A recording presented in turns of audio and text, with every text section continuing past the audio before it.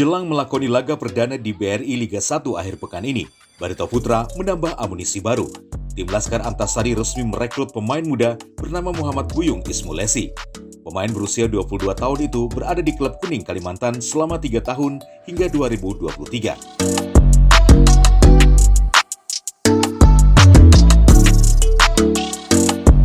Tanda tangan langsung dilakukan oleh CEO Barito Hasturyadi Sulaiman di kediaman sang founder Haji Sulaiman HB di Jakarta, Senin malam kemarin. Tangan kontrak untuk 3 tahun.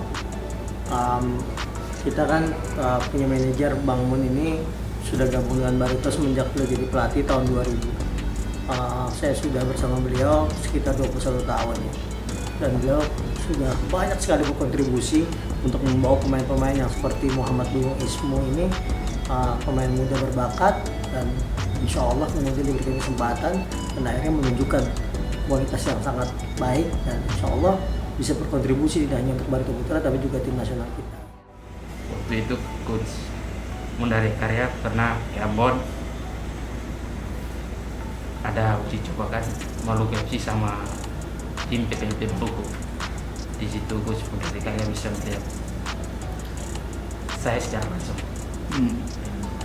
dan bisa bawa ke sini. Saya bisa di gelandang serang, tandang bertahan, wing kanan sama wing kiri.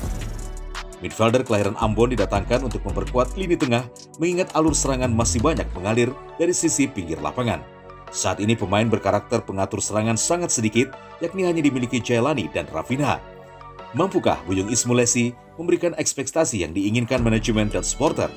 Menarik ditunggu. Dari Banjarmasin, Adi Hardian, Kalsel 1net.